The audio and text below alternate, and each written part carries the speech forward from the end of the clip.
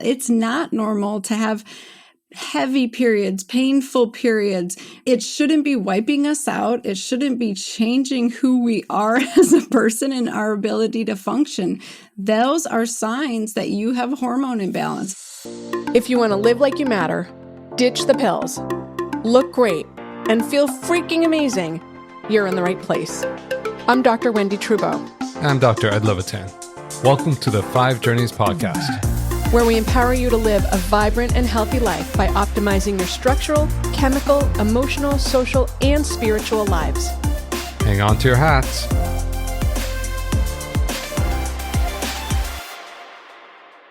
Welcome to the 5 Journeys podcast, Live Like You Matter. Dr. Tabatha Barber is triple board certified in obstetrics and gynecology, menopause, and functional medicine, and is licensed to practice in over half the country. She's the host of the Gutsy Gynecologist Show, where she shares her wisdom and knowledge with women everywhere to reclaim their health. She's also a keynote speaker, mentor, wife, mom, and grandma. Holy moly. I'm so excited to have you here, and I can't believe you're a gram. I know. It's like the best thing ever. I promise you. It's better than having your own kids because you get to spoil them. Well, especially when they get grumpy, you're like, yep, you give them back. You can have it back, you know? Yeah, exactly. It's so good. So welcome to the show. We're going to talk about hormones today because lots of people struggle with them.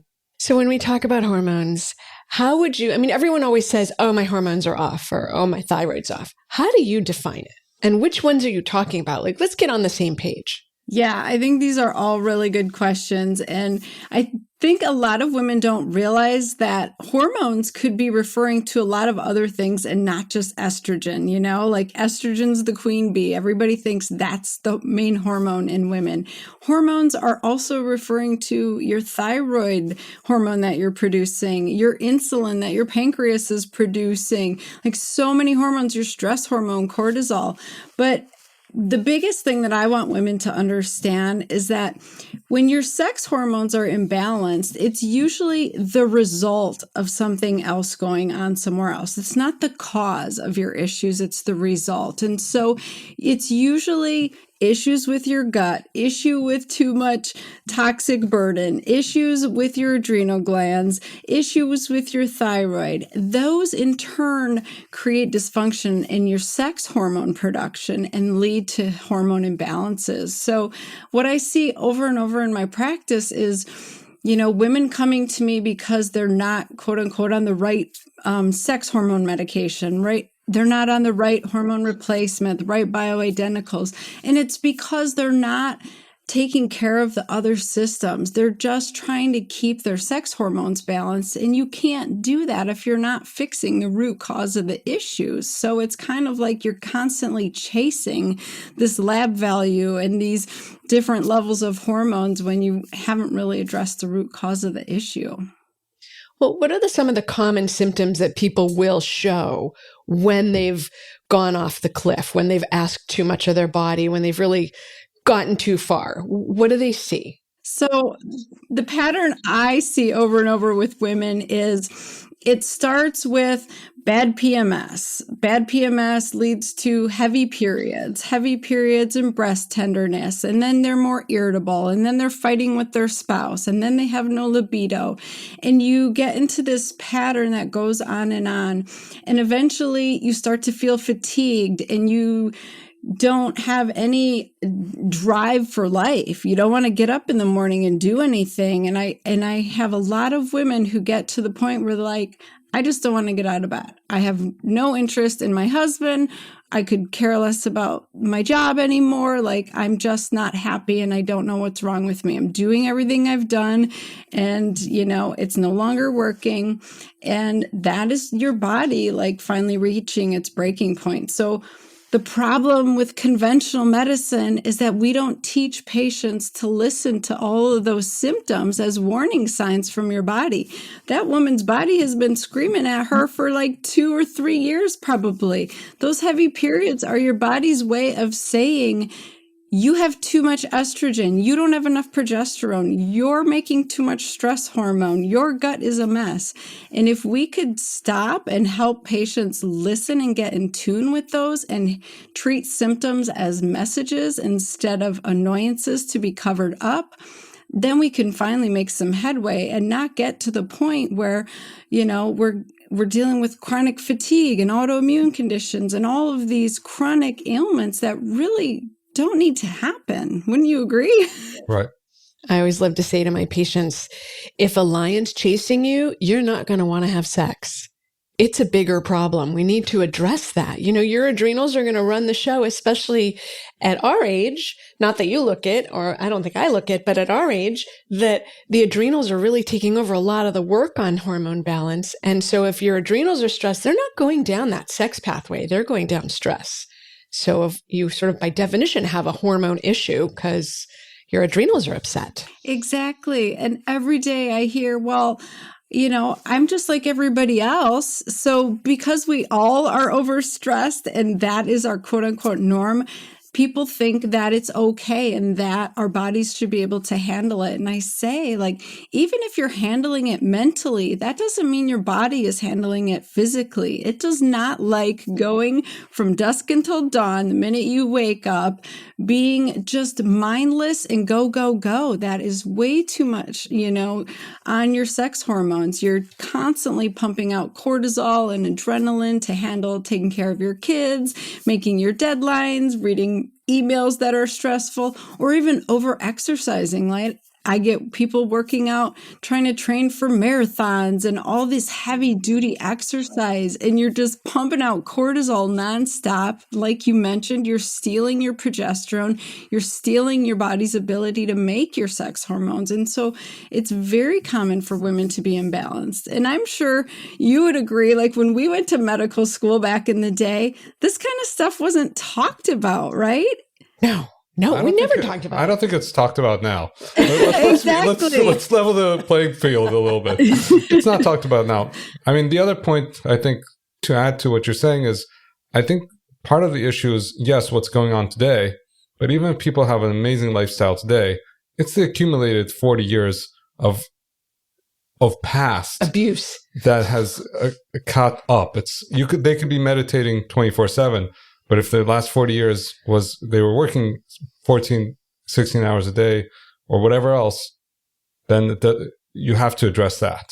You have to rebalance that. Oh my gosh. Yeah. I couldn't agree more. I think that's a super important point, that it's the accumulative effect. It's really not what you did yesterday or last week. It's what you've been doing for years to lead you down this dysfunctional pathway. I see that all the time as well. It's like, I did all the stuff. I took care of the kids. I got a successful business. I've been going hardcore nonstop, and now all of a sudden I can't function. It's because your body will allow it and keep up with you for so long. It will beg, borrow, and steal from all of your other systems to stay in balance.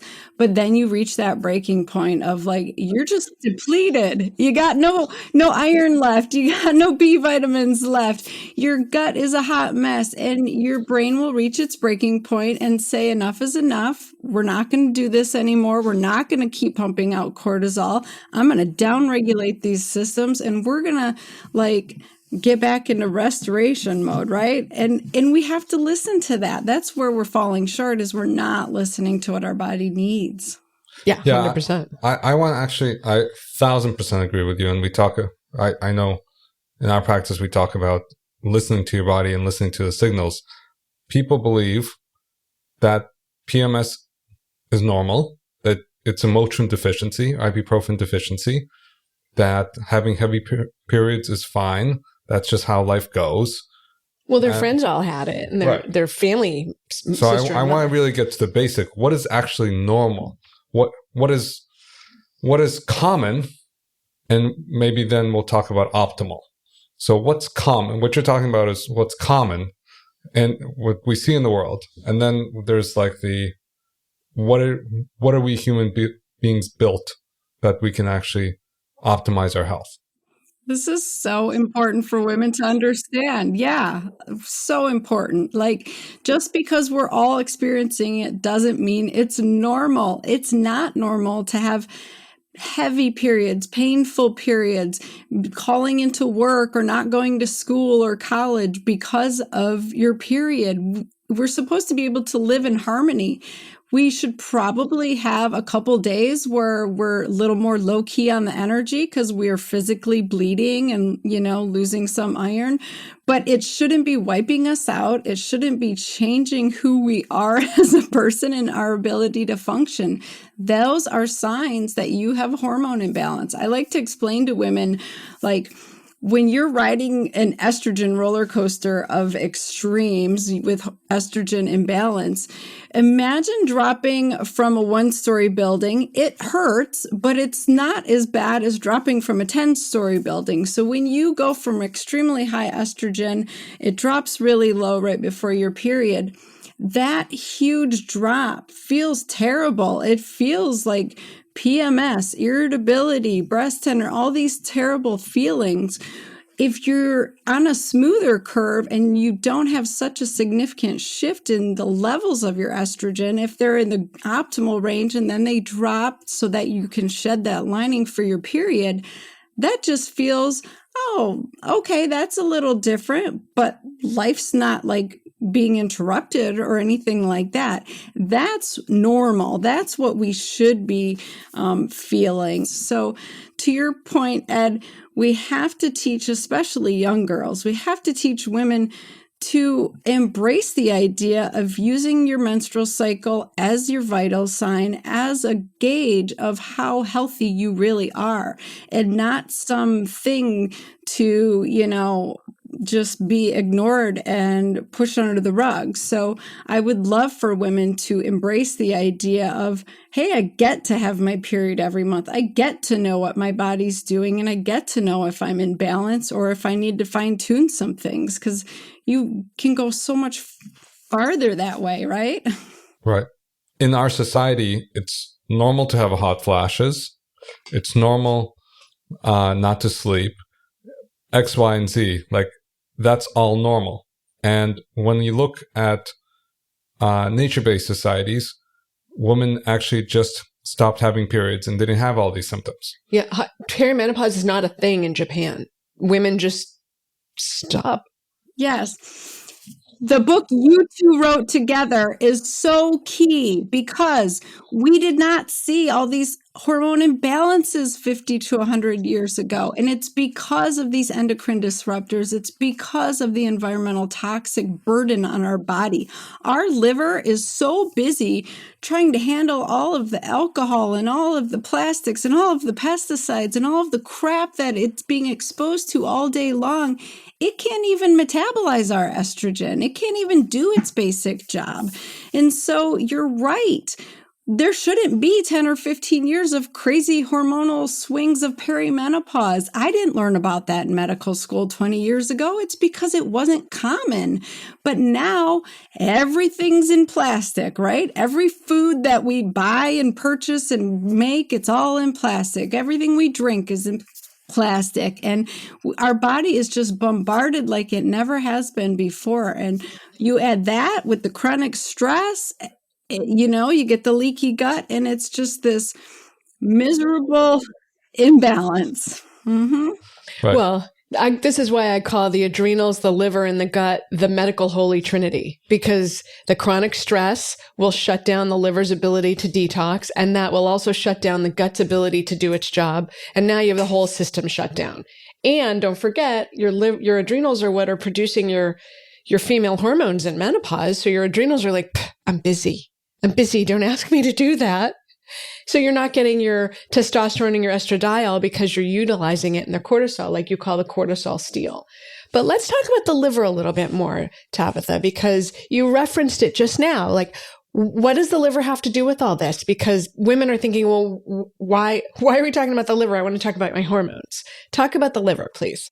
Oh my gosh, the liver is key. It's so important. And, women need to understand that the liver takes something from its active fat soluble form to its inactive water soluble form once your body's done utilizing it, so that it can be removed from your body. So your liver has a really important job of, once you're done using your hormones, of deactivating it and helping it remove. And your liver needs certain vitamins and minerals to be able to do this process, which we just, we don't have enough of. We don't eat a good enough diet. We don't absorb it in our gut. All kinds of issues.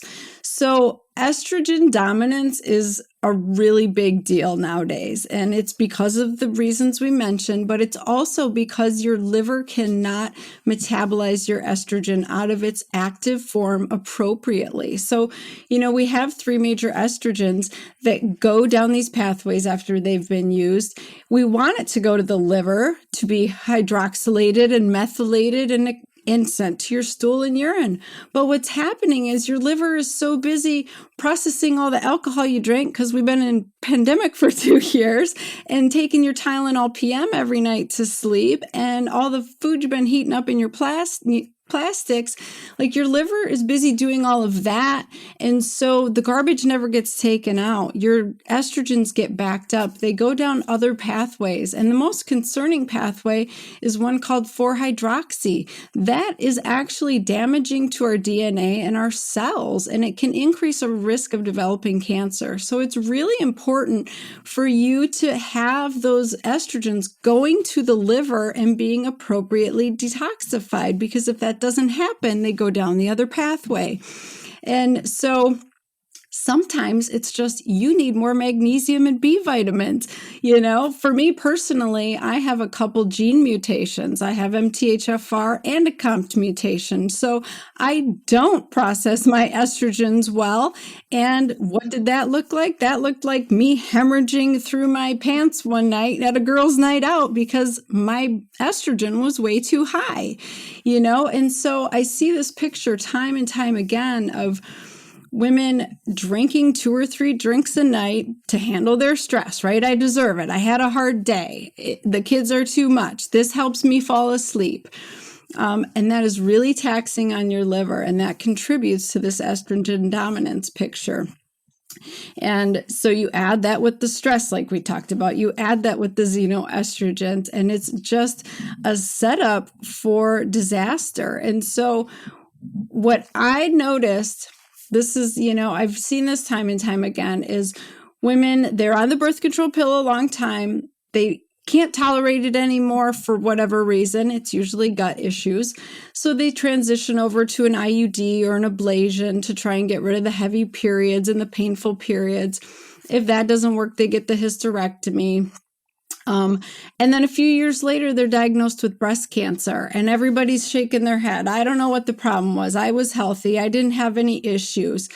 You did have issues. You had estrogen dominance for over 5 years that nobody addressed. And now the result is, breast cancer. And so we need to take a step back and say, are we actually doing women any service by burning their organs, removing their organs, handing them these medications that aren't really getting to the root of the problem? Or do we need to stop and learn how to test hormones, learn how to understand hormone imbalances? Because as Wendy knows, gynecologists aren't hormone experts. Gynecologists are trained surgeons, right? We spent 4 years learning how to cut and sew you up, how to deliver your baby, how to repair you after you tear and have an episiotomy, how to do procedures in the office for abnormal pap smears. Like, it was hands-on. I was going to do something with my hands, and I loved it,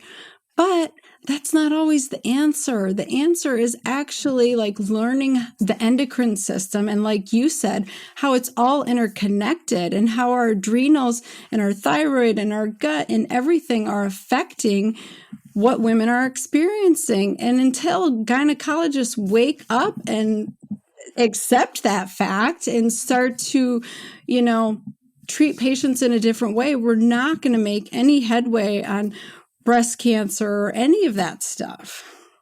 The thing I always love to talk about with people on that, Tabatha, is I always love to, bring it back to the gut, because I know we're going to talk about the gut. And I always like to say to people, we do a lot of stool testing and it tests the beta glucuronidase. And I always love to say, look, this is putting you at risk for breast and uterine estrogen dependent cancers, because let's sort of back into that beta glucuronidase in the gut is not helping you get rid of your hormones. In fact, it's helping you recycle toxic hormones.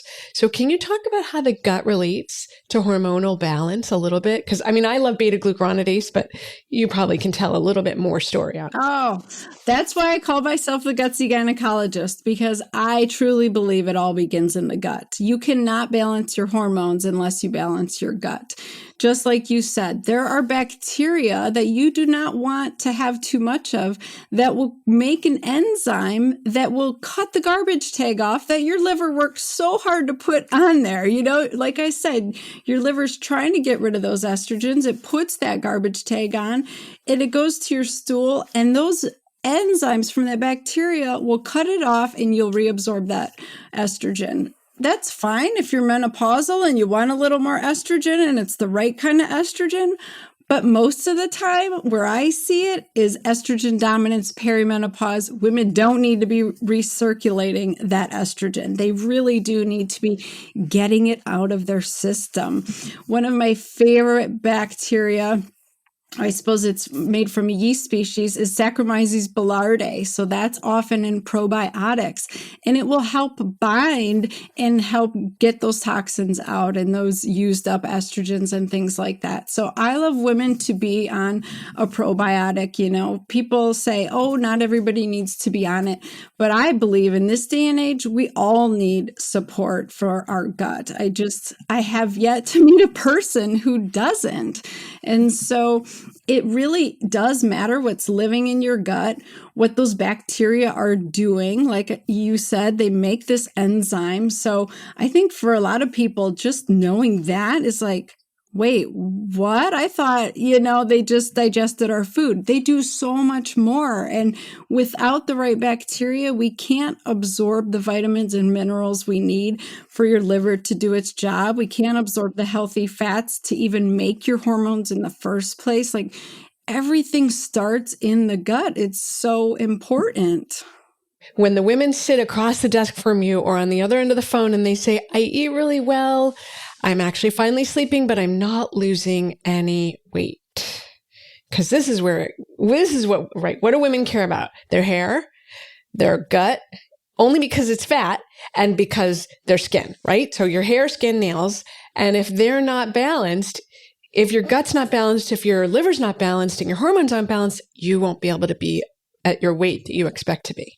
That I think is really because what's happening if you have inappropriate beta glucuronidase in your gut and you're going back and recycling toxic hormones, your liver, your already poor overloaded liver is like, can't cope with that. Let's store you in the fat. So now all these women are walking around with extra fat, and it's not the best fat. It's angry and it's inflammatory fat. So I think when we tie it back to what does that look like on the ground, it means you're not losing your weight, which I think really gets women's attention. Like if you can't lose weight, we're talking to you. It's a hormone toxins fat issue. Yeah, I hope everybody heard that, because you really do need to get the gut balanced in order to lose weight. I see that all the time with weight loss resistance or weight regain. It is so much more than calories in, calories out. It has to do with inflammation in your body at the cellular level, your cells being able to do their job. What I see a lot of is women have this chronic gut dysbiosis. They got the wrong bacteria living in there. And they have leaky gut because they're chronically pumping out cortisol from their stress. They're on synthetic hormones. They're taking NSAIDs for their painful periods, like Motrin and ibuprofen, that kind of stuff. And so they're developing food sensitivities. Their immune system's reacting to everything that it's seeing. It's not supposed to be seeing all this undigested proteins and different things, and our immune system's reacting. It's trying to protect us, right? Like our body is always trying to do what's right for you. It might not be what you want, but your immune system's reacting because it's coming in contact with things from the leaky gut that it shouldn't. it's putting antibody tags on stuff that it shouldn't. And now you're reacting to stuff that isn't inflammatory in and of itself. You got people reacting to broccoli and almonds and Brussels sprouts. You should be able to eat that food, but because your immune system is pissed off and confused, it's reacting to everything it's seeing. And so you have to, I tell women, you have to heal that gut. You have to remove those triggers that are confusing your immune system and angering it. And once that all happens, your immune system will calm down. Those antibodies will almost always go away. You can reintroduce those foods. That's not a lifelong sentence of, oh my gosh, I can never eat broccoli again, right? And so I feel like patients piecemeal things together, and so they get frustrated because stuff doesn't work. They say, oh, I did food sensitivity, that didn't work. I did a gut regimen, that didn't work. I did a thyroid thing, that didn't work. It might be because you're not doing it in the correct order or simultaneously in the right way, because it really does matter that we, like I said, heal the gut while calming the immune system, helping it forget it was angry, and then trying to reintroduce stuff. And if you're going to try and get your systems balanced without doing that first, it's just not going to work, right? Amen to that. I think besides seeing a functional medicine doctor, because obviously, well, according to all of us, that's the best, but that's not always accessible to people. What are the top 3 things people can do in terms of either food or lifestyle, either whether you're menstruating or you're in perimenopause? What are the top 3 things that you would say just for people to start even thinking about? Oh my gosh, you're right. Most people don't need a functional practitioner. I mean, I don't want to say that because I want to keep a job, right? But honestly, there is so much that basic stuff that we're not doing that we could be doing. And that is seriously cleaning up the diet. We have to stop eating this standard American diet of out of boxes and bags. Like if it didn't look like it grew out of the ground or came from a mother, don't eat it. Like it needs to be in its natural form. You need to eat your vegetables every day. You need to eat the rainbow. You need to get your clean, lean proteins in. That is key. Stop eating from the middle of the grocery store. I only shop from the periphery, nothing out of the boxes and bags. For women, you have to quit drinking so much alcohol. Like literally our bodies were not made to process more than 1 to 2 drinks max. And if you're drinking every day, like that one drink, like have your glass of wine if that's your thing. But more than that, you're actually adding to the problem. And there's better ways to de-stress. So we can talk about that. That's a major thing. And then really understanding that you are in control of your thoughts and your thoughts are in control of your physiology. So if you can reel in all this mindless activity that you're doing all day long and actually stop and deep breathe and process and accept your body and love your body and give it some self-care, set some boundaries on your time and on your energy. Like I try to schedule my energy more than anything because I only have so much energy. And if it's negative energy, I don't have time for it. So that to me is like the biggest thing women can do. You can clean up your diet, you can decrease the alcohol, but until you start to set boundaries and be more mindful through your day and, get in that parasympathetic mode of rest and digest, you're always going to be chasing disease in my book. Well, we most certainly appreciate your time and your energy. So thank you. Yeah, thank you so much. So where can people find you? What do you want to promote? And we'll make sure everything is in the show notes. Oh, yeah. So go to Instagram or TikTok. Now I'm doing TikTok because I'm crazy at the Gutsy Gynecologist. My website, Dr. Tabatha, Tabatha. It's all A's, no I's. And I have an awesome ebook. It's the Gutsy Gynecologist Guide to Balancing Your Hormones. So it goes in a little more depth of the gut, the adrenals, the brain, all of the stuff we talked about, the liver. So check that out. It's a great resource. Awesome. It's amazing. Thanks for listening to another episode of the 5 Journeys podcast, Live Like You Matter. Dr. Tabatha Barber was our guest today, and we've been so privileged to have you on. Thank you. Thank you. Were you inspired and empowered today? Don't forget to follow so we can help you keep transforming your health. Until next time.